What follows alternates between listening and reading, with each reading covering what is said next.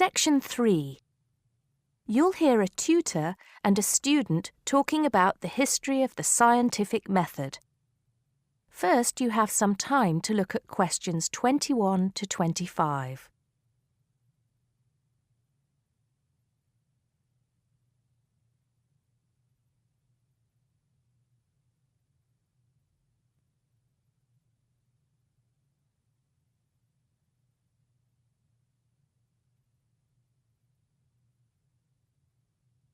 Now listen carefully and answer questions 21 to 25.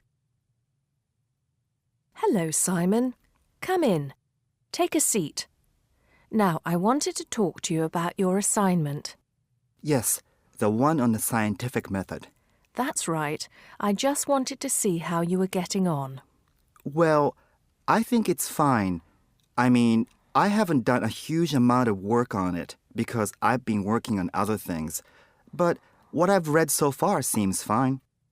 How many of the references that I gave you have you managed to get hold of? Not too many, I'm afraid. It seems that everyone else is working on the same things at the same time.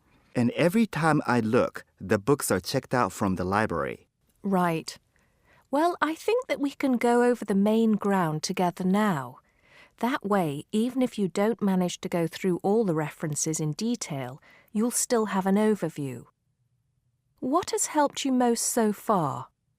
I've managed to have a look at 3 of them. I thought that Johnson made some good points, but it was hard to follow the line of her argument. Bradman was simple and straightforward, and I felt as if I got a lot out of that. I wish I could say the same for Whittaker. To be honest, I didn't get very far with that. Okay, that's more or less what I'd expect. So tell me, what have you learned so far about the role of the Egyptians and the Babylonians? Yes. Well, there's evidence that the basic components of the scientific method, examination, diagnosis, treatment, and prognosis, were being used in the early 1600s BC, especially in the treatment of certain illness. Good. Yes, that's right. And the point, of course, is that that represented a considerable advance over relatively simple, non-empirical approaches, which usually attributed anything unknown to the actions of the gods, etc. Of course, the Egyptians and Babylonians did this as well, but what we see emerging here is a willingness to base opinion on systematic study of the real world, which is at the root of the scientific method. I see. Right, yes. And then that reappears later. Yes, although don't get carried away with the idea that it was a simple process of development. By the time we get to ancient Greece, let's take the period towards the middle of the 5th century BC, the rules governing the scientific method were practiced on a widespread scale, but there were still many people who believed that real truth could only be acquired by pure rational thought. Plato, of course, had a great influence on the development of the scientific method during this period. Through his academy. That's right. But then, as we know, a great deal of understanding of the scientific method disappeared as the old world order collapsed. It wasn't until the Middle Ages, sometime before the 11th century, that several versions of the scientific method emerged from the medieval Muslim world, all of which stressed the importance of experimentation in science. Right. I think I've got the historical timeline. Before you hear the rest of the conversation, you have some time to look at questions 26 to 30.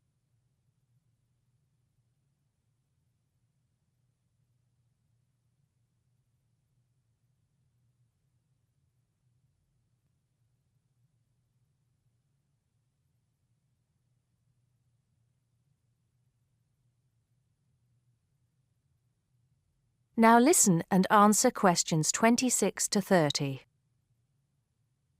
The other thing I'm struggling with slightly is actually pinning down precisely what we mean by the scientific method. I wonder if you could give me some pointers on that. Sure.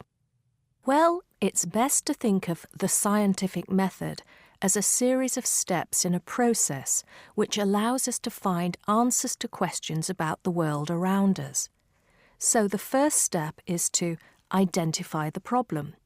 What is it that you want to know or explain? And then I think the next step is designing an experiment. But you can't design an experiment unless you know what you want your experiment to tell you. Oh, yes. You need to form a hypothesis to be tested before you design the experiment. So there's a very clear relationship between hypothesis and experiment. Having designed the experiment, then of course you go on to carry out the experiment. The particular procedure you follow, the protocol, will differ from experiment to experiment, but the underlying principle is the same. You analyse the data from the experiment in order to confirm or disprove your hypothesis. Assuming the experiment is accurate.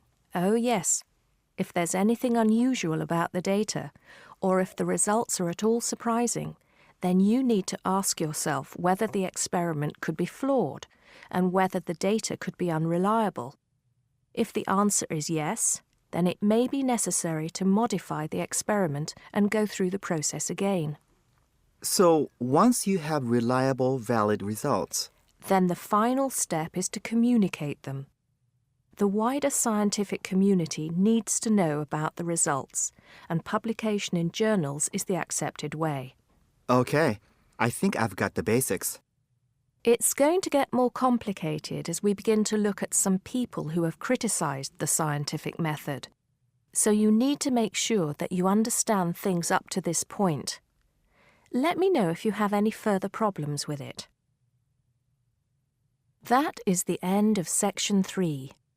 You now have half a minute to check your answers.